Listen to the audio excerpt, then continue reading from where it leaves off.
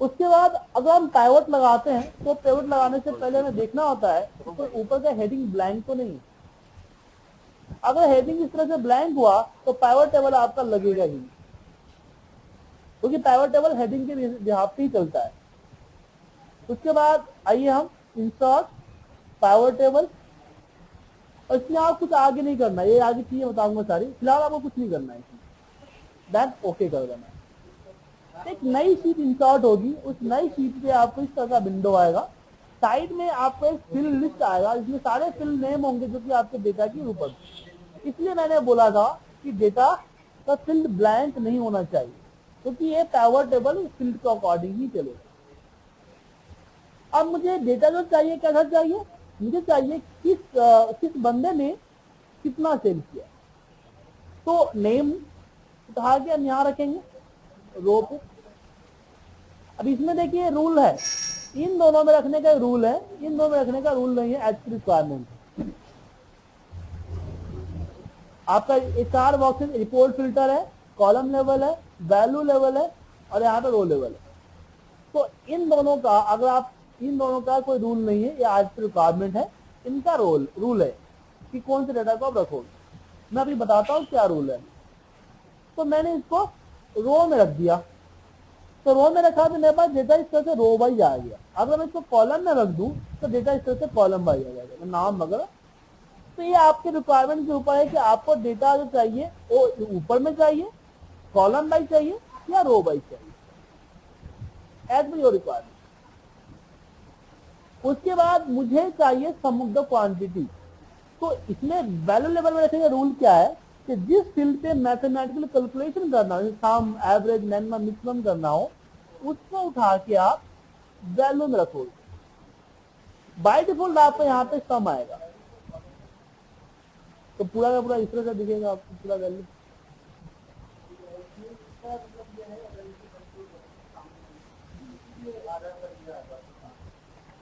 और यहाँ पे रखते पूरा पूरा डेटा आ गया आपका ना, कहीं भी रखोगे डेटा आ गया पूरा का पूरा। हमें तो सम चाहिए ना, कोई सुख ही नहीं बनता ऐसा रखना। तो बाय डिफॉल्ट इसमें सम होता है। आप चाहो तो यहाँ पे count, average, maximum, minimum, product बहुत सारी चीजें हैं, उसको यूज कर सकते हैं। देखिए बाय डिफॉल्ट आपका सम है, लेकिन हर समय बाय डिफॉल्ट सम नहीं आएगा। अगर जो डेटा जिस डेटा पे आपने पाइवट लगाया, जो क्वांटिटी है ना, अगर इसमें अगर ब्लैंक होता बीच में या टेक्स्ट होता तो फिर यहाँ पे काउंट आता। अगर आपके डेटाबेस के अंदर में कोई भी नंबर है, कोई पार्टिकुलर नंबर है तो सम आएगा। अगर नंबर टेक्स्ट इंक्लूडेड है या फिर सिर्फ टेक्स्ट है तो वह बाय डिफॉल्ट काउंट आएगा। बाकी आप चेंज कर सकते बाद में। क्लियर है? तो आपने देखा कि आपको छुट्टी में एक समरी निकाल कर आपको दे दिया। आपके पास रो डेटा था कि पर डे के हिसाब से सेल्स थे, आपने ओवरऑल सेल्स ऑफिसर के हिसाब से आपने बस विद इन सेकेंड में निकाल कर रख दिया आपने।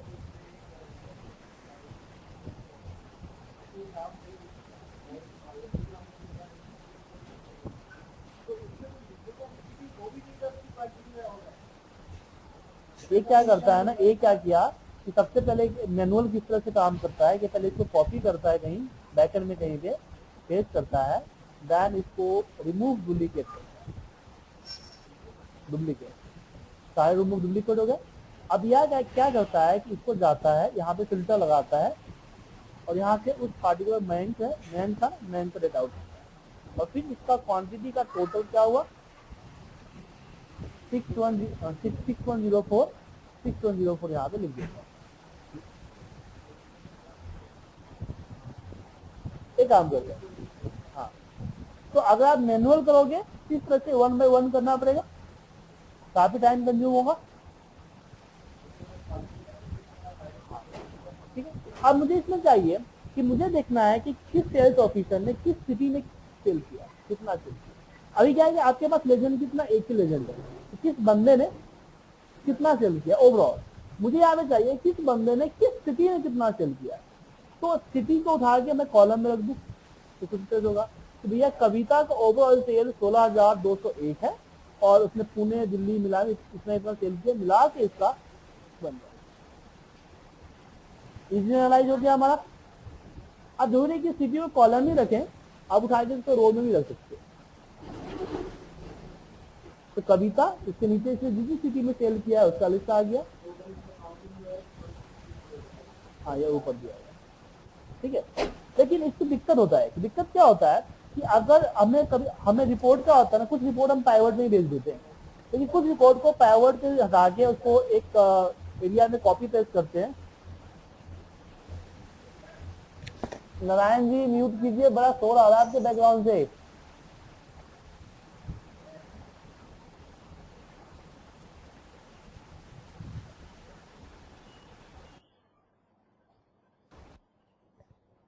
स्काइप पे म्यूट कीजिए, स्काइप पे।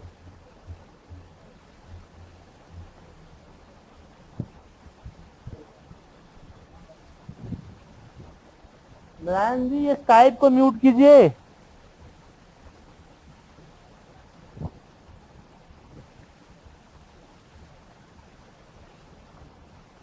ओके, तो इसमें क्या है कि अगर कहीं कॉपी पेस्ट किया मैंने, इसको पेस्ट वैल्यू कर दिया, अब प्रॉब्लम हो गया, डेटा मिक्स हो गया पूरा। अब कैसे आइडेंटिफाई करोगे, दिक्कत हो गया। तो इस केस में हम क्या करते हैं, यहाँ पे इसमें इसके ऑप्शन में चेंज करते हैं, हम क्लासिक व्यू पे चले जाते हैं। या जरूरी नहीं कि आप ऑप्शन में चेंज करो, दो तरीके से, एक तो आप राइट क्लिक करो इसी पे, पाइवट टेबल ऑप्शन, इसके बाद टोटल एंड फिल्टर, सॉरी माफ कीजिएगा, यहाँ पे display classical pivot table layout and okay. इस तरह से अलग अलग हो गया। हाँ यहाँ पे पाइवट में तो फिल्टर लगा सकते, कोई दिक्कत नहीं। पाइवट से बाहर कॉपी करने में दिक्कत होता है ना, आप पाइवट से बाहर अगर कॉपी करते हो आप, हाँ इस तरीके बेसिकली फिल्टर यूज नहीं होता है। हम क्या करते हैं, समरी बना रहे हैं, डेटा नहीं है जो हम फिल्टर यूज करेंगे। समरी छोटा ही होता है। समरी क्या होता है, मतलब कि एक नजर में पूरा चीज समझ में आ गया, डेटा नहीं होता। तो फिल्टर यूज करते हो, डेटा भी यूज करते हैं। समरी क्या होता है, उसी का ये समझो ना कि पूरा एक तो ये हो गया, मतलब कि मान लीजिए ना कि आपसे ये नहीं पूछा गया कि डेली बेसिस में आपके खर्चे कितने, आपसे पूछा गया कि मंथली तुम्हारा खर्चा क्या है, तो आप क्या करोगे, डेली बेसिस के खर्चे को जोड़ोगे, डिवाइड करोगे 30 से या 31 से, एवरेज निकल जाएगा। तो उसको जरूरी थोड़े, एवरेज एक ही हुआ ना आपका। इसी तरह से जो हमारा रिपोर्ट होता है समरी होता है, छोटा रिपोर्ट होता है, छोटी चीजें होती है, और सिर्फ 10 हाईलाइट होता है, टोटल होता है, एवरेज होता है, ठीक है ना। तो उसमें फिल्टर वगैरह लगाने की रिक्वायरमेंट नहीं होती है। अगर फिल्टर लगाना है तो उसके बाद डेटा ही उसके बाद पूरा का पूरा, फिर रिपोर्ट बनाने की जरूरत क्या है, इसी वजह से फिल्टर लगा लो। तो यहाँ पे और यहाँ पे रखिए, यहाँ पे देखिए, और मैंने यहाँ रखा ना, क्या आ गया। अब इसमें क्या है कि टोटल ग्रोथ दिख रहा है, मैं टोटल हटाना चाहता हूँ, इस तरह से सिंपल होना चाहिए, इस तरीके। तो हम इसको पाइवट में ही हटा देते हैं, वापस पाइवट टेबल पे गए। अब इस टोटल को हटाना है मुझे, तो राइट क्लिक, सब टोटल, याद है उसको वापस लाना है, राइट क्लिक, सब टोटल नेम आ जाएगा, वापस राइट क्लिक करके सब टोटल करोगे, हट जाएगा। किसका टोटल, ओवरऑल टोटल दिखा रहा है ना यहाँ पे। पार्टिकुलर टोटल कभी चाहिए होता है, कभी नहीं चाहिए होता है, चाहिए होता है तो रखो, नहीं चाहिए होता है तो हटा दो, ठीक है। अब इसमें कभी कभी क्या है, अगर हम इसमें फॉर्मेटिंग वगैरह यूज करते हैं तो क्या होता है, अब पता नहीं चल रहा है कि कविता तो इसका है, इसका कौन है, तो इसको मर्ज करने तो अच्छा रहेगा। लेकिन पाइवट टेबल में हम डायरेक्ट मर्ज नहीं कर सकते, तो कैसे मर्ज करेंगे, हम पाइवट टेबल ऑप्शन से करेंगे, right click, pivot table option, second से लास्ट आता है, और इसमें करेंगे हम मर्ज एंड सेंटर। प्रकाश जी समझ में आ रहा है ना आपको सर। हाँ हाँ बहुत समझ में। मर्ज एंड सेंटर से आपका मर्ज हो जाएगा वन बाय वन। हाँ सर एक सर, ठीक है, इसको आप आसान हो गया आपका।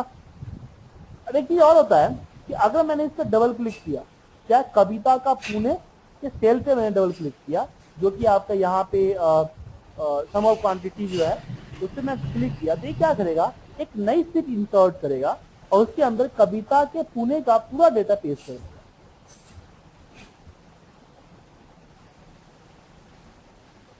कविता पुणे ऑटोमेटिकली शीट बना दिया और डेटा ही पेस्ट कर दिया। इससे लिंक नहीं है,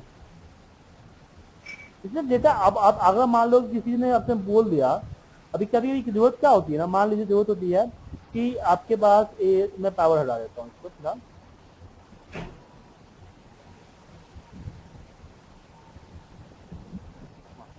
कभी रिक्वायरमेंट होगी कि डेटा आपके पास ही है, आपको बोल दिया भैया ये तो आपके पास क्लब डेटा पूरा, आपको रिक्वायरमेंट भाई सारे डेटा को मुझे अलग अलग शीट में चाहिए, हर बंदे का अलग अलग शीट चाहिए, ठीक है, हर बंदे का अलग अलग शीट चाहिए। आप क्या करोगे, फिल्टर लगाओगे, मुझे कविता से स्टार्ट किया, कविता इसको सेलेक्ट किया, कॉपी, एक नई शीट इंसर्ट किया, इसे पेस्ट किया, ध्यान दोबारा क्या करोगे, दूसरे बंदे का करोगे, इसको बेटा डेटा सेपरेट, अगर डेटा इकट्ठा आता है तो हम ऑब्वियसली सेपरेट करते हैं। जैसे जो डेटा मान लो ना कि डेटाबेस पे काम कर रहे हो आप और आपके पास 10 ब्रांच है, अब 10 ब्रांच का डेटा आपको उसको मेल करना है, डेटा तो कहीं से मेल होके आता है ना आपको, या तो कैसे डाउनलोड करते हो आप, अब आपके पास सॉफ्टवेयर, जिस सॉफ्टवेयर में आपका डेटा है उसका एक्सेस है तो आप डाउनलोड करोगे, अगर उसका एक्सेस नहीं है तो कोई डाउनलोड करके आपको मेल करेगा ना इसको बनाने के लिए। तो अगर मान लो कि आपका काम है डाउनलोड करके मेल करना, तो डेटा तो एक साथ 102 तरीके हैं, तो आप एक बार एक एक करके डेटा डाउनलोड करो, या आप पूरा डम डाउनलोड कर लो और एक बार सेपरेट करके मेल कर दो।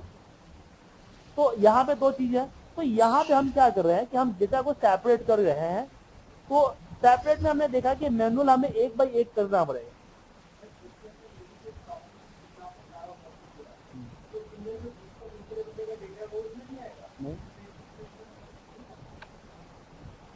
बट हमने फिल्टर लगाया ना, यहाँ पे हम क्या करेंगे, हम इसको सिलेक्ट करके पिवट लगाएंगे। तो फिल्टर से मैं देखा 1 बाय 1 करना पड़ा, मुश्किल पड़ रहा है, तो हमने पाइवट टेबल पे गया एंड ओके कर, अब मैंने नेम को यहाँ पे रखा और इसके सेल्स को हमने यहाँ पे रख दिया, क्योंकि मैं क्वांटिटी ले लेता हूँ यहाँ पे। अब मुझे करना है क्या है, जस्ट डबल क्लिक, इजी है, हाँ ऑटोमेटिक बन गया है। तो फिल्टर करके कॉपी करने से आसान है, आप पे बस ही रीनेम करनी है आपको। प्रकाश जी समझ में आया? हाँ सर। रायन जी आपको समझ में आया सर? क्या बोलते, वो स्काइप मैंने बंद किया था, आपके स्काइप के बैकग्राउंड से शोर आ रहा था सर, और ऐसे कॉलिंग करने के बाद अपना म्यूट कर दो ना माइक, तो फिर मैं ले लूंगा स्काइप। अरे वॉइस क्लियर आ रहा ना आपको सर? नारायण जी मेरी वॉइस क्लियर आ रही है ना आपको? नहीं वॉइस नहीं आया, स्काइप पे कॉल कीजिए, क्या हो रहा है समझ में नहीं आ रहा है मुझे। स्काइप पे कॉल, नेटवर्क चेंज करके भी देख सकता हूँ। स्काइप से कॉल कीजिए। तो इधर तो हाई स्पीड इंटरनेट है, लेकिन आवाज तो क्लियर नहीं है सर अगर मेरे एंड से प्रॉब्लम होती तो प्रकाश जी के पास भी प्रॉब्लम होती। अब प्रॉब्लम है ना कि हर बार आप सॉफ्टवेयर डाउनलोड करते हो ना, इसलिए आपको डाउनलोड करने की जरूरत ही नहीं ना, हर बार आप यहाँ से करो ना। ठीक है, मैं देख रहा हूँ, कंटिन्यू कीजिए, बाद में वीडियो भेज दीजिए, मैं ठीक है।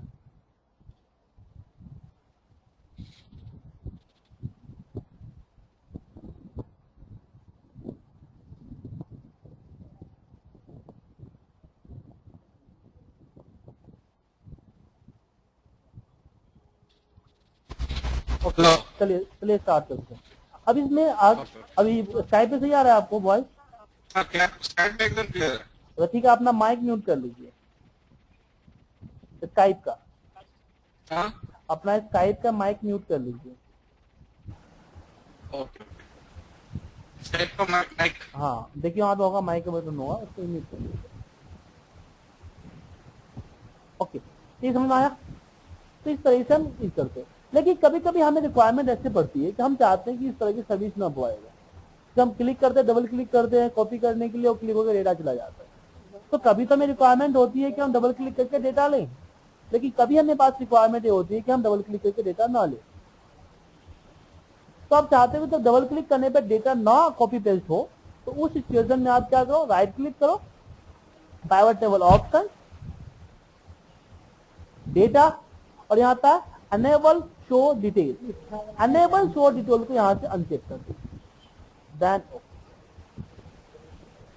अब डबल क्लिक करने पे मैसेज आएगा, can not change the part of the pivot.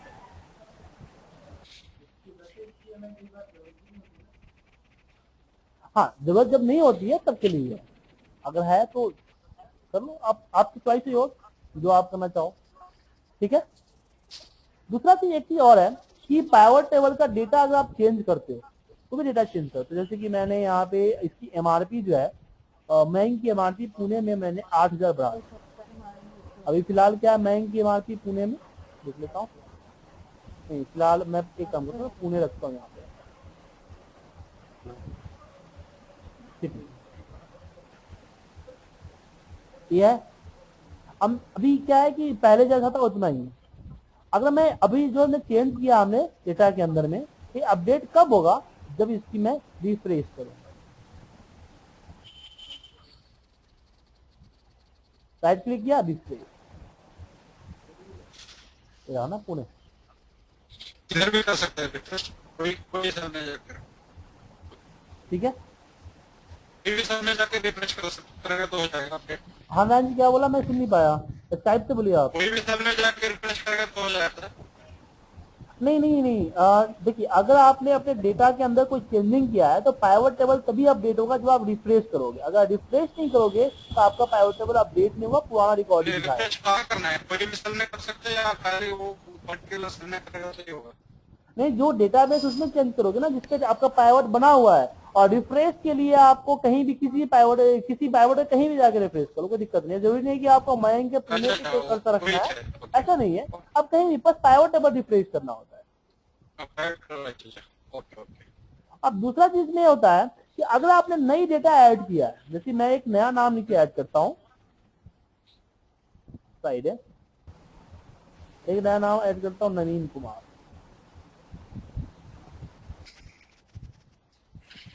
और सिटी नया देता हूं इंदौर,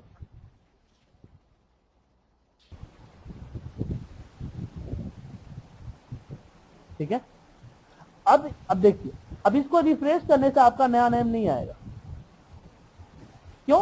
क्योंकि आपने डेटा चेंज नहीं किया है, डेटा अपडेट किया है। तो जो भी डेटा आप अगर अपडेट करते हो, जब मैं आपने पाइवट टेबल लगाया था तो आपका पाइवट टेबल का रेंज इतना ही था ना, तो ये तो आपने रेंज से बाहर कर दिया, रेंज से अगर चेंज हुआ ना फिर तो अपनी डर जाएगा। तो उस केस में हम क्या करेंगे, जब आपका डेटाबेस अपडेट होता है उस केस में आप डेटा को चेंज कर सकते हैं। कैसे? आप पाइवट टेबल पे क्लिक कीजिए, ऊपर देखिए आपको पाइवट टेबल टूल, इस पे क्लिक कीजिए, यहां पे आएगा आपका change data source, change data source पे क्लिक कीजिए और यहां से अपना डेटा को दोबारा अपडेट कर दीजिए। आ गया?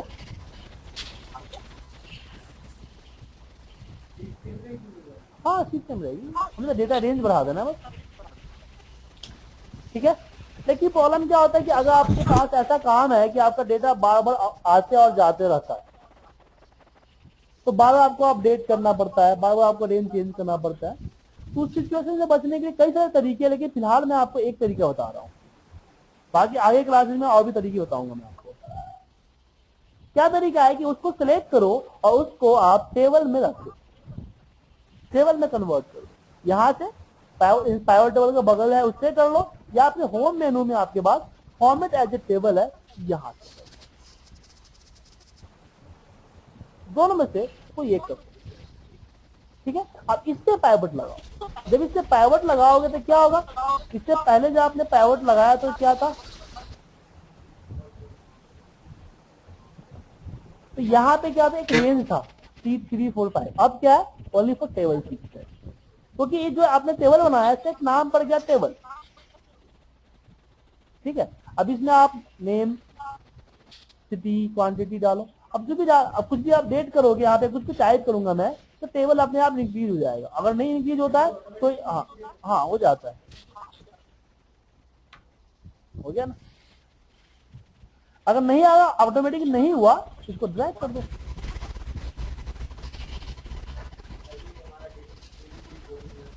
हाँ, तो आपका अपने आप चेंज होता रहेगा। प्रकाश जी को डाउट है? नहीं सर। तो अभी आपने सीखा कि नेम को और इसमें वैल्यू कैसे रखते हैं। उसके बाद कॉलम का यूज आपने देखा कि कॉलम में भी रख सकते हो आप इस तरीके से डेटा को। फिल्टर में क्या होता है, फिल्टर में लगाता है जिससे रिपोर्ट फिल्टर करना है। जैसे मैंने डेट रख दिया, मुझे मान लीजिए मुझे 18 जून का देखना है तो मुझे 18 जून का सेल दिख गया।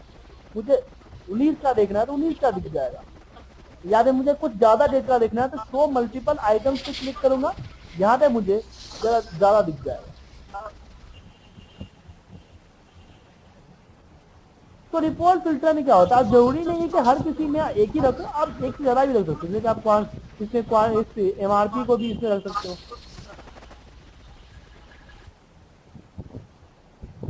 सिटी को भी रख सकते हो। मैं बोला कि भैया मुझे सिटी में पुणे का देखना है, तो इसमें इस जो डेट सिलेक्टेड है उस डेट का पुणे का टोटल सेल दे दिया। एज पर रिक्वायरमेंट, जो आपका रिक्वायरमेंट है उसके हिसाब से अपने पाइवट टेबल को अपग्रेड कर सकते हो ऑटोमेटिकली, और कुछ करने की जरूरत नहीं। ठीक है। तो यहीं पे अगर क्वांटिटी चाहिए आपको तो क्वांटिटीज अपने हिसाब से सिलेक्ट कर लो, या फिर आप क्वांटिटी को एक काम कर सकते हो कि क्वांटिटी को उठा के मैंने रख दिया इसमें, एमआरपी था, एमआरपी उठा के यहाँ रख दिया। अब इससे मैं फिल्टर लगा सकता हूँ। क्या वैल्यू फिल्टर? हमने बोला टॉप 10, तो टॉप 10 एमआरपी वाली मुझे, या टॉप 20, टॉप 100, या बॉटम 20, बॉटम 100, जो भी आप चूज करना चाहते हो हमें वहां पे।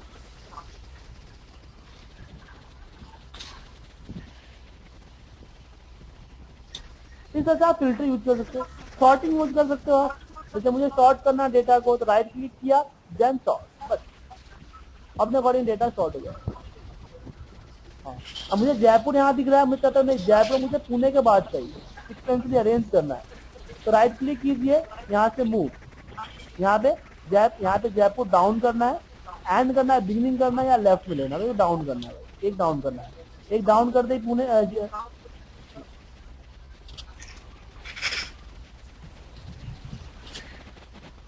आगे यहाँ पे एक डाउन, एक और डाउन करो, 1 बाय 1 करना पड़ेगा, ठीक है। इसका तो नहीं आगे ये सारा हो जाएगा नीचे ऑटोमेटिक, हर जयपुर हो जाएगा। इस तरीके से हम इसे यूज कर लेते हैं। तो कोई डाउट तो नहीं है सर आप लोगों को? अब इसमें क्या है कि टोटल है यहाँ पे, और यहाँ भी टोटल दिख रहा है, ये दो टोटल आप रखना नहीं चाहते, हटाना चाहते हो, तो राइट क्लिक, डिलीट नहीं होगा, यहाँ से डिलीट नहीं कर सकते, पाइवट टेबल किसी तरह चेंजिंग नहीं कर सकते। नहीं, तो वो तो ये है इसको हटाने के लिए कि राइट क्लिक किया तो आपने यहाँ से कर दिया सब टोटल, लेकिन मुझे इसकी ए टोटल चाहिए ना, जो ग्रांड टोटल दिख रहा है, या फिर ये नीचे का टोटल दिख रहा है ग्रांड टोटल, ये दोनों टोटल हटा दो। राइट क्लिक करूंगा, पाइवट टेबल ऑप्शन, इसमें आता है टोटल एंड फिल्टर, तो grand total, row and column and हट गया। इस तरह से इसका यूज कर सकते हो। अब बात रही फॉर्मेटिंग की, तो पाइवट टेबल की यहाँ से भी खुद की फॉर्मेटिंग वगैरह कर सकते हो, तो ये फॉर्मेटिंग करना है, कलर बॉर्डर वगैरह देना है, या यहाँ से कलर देना है, लेकिन आप चाहो तो पाइवट टेबल टूल से भी दे सकते हो। यहाँ डिजाइन, ये क्या होता है कि उसमें क्या होगा, रिफ्रेश करते पाइवट हट जाएगा, लेकिन इसमें रिफ्रेश करते पाइवट नहीं हटेगा।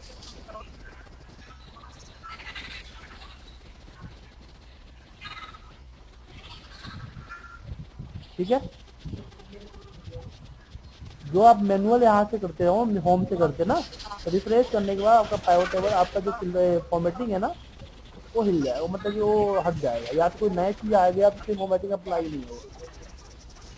हाँ यहाँ से, लेकिन आप यहाँ डिजाइन से करोगे तो सबसे अप्लाई होगा, नया पुराना सबसे अप्लाई होगा। समय का बेसिक अपना आपका जो है डिजाइन है, अब हम ऊपर नीचे होते चला जाए।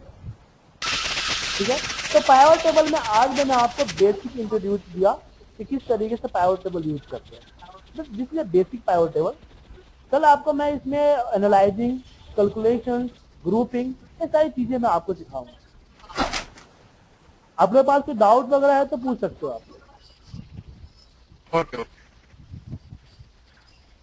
हम भी ऐसे ही करेंगे, ऐसे ही करेंगे, वो अच्छा लग रहा है। प्रकाश जी कोई डाउट है? नहीं सर। तो सर कल मिलते हैं सेम टाइम 8:30। तो ये फाइल भेज दीजिएगा। एक मैं नारायण जी, आप मुझे स्काइप से कॉल बताओ, स्काइप से बोलो सर, इस पे सुनाई नहीं दे रहा मुझे आपके आवाज।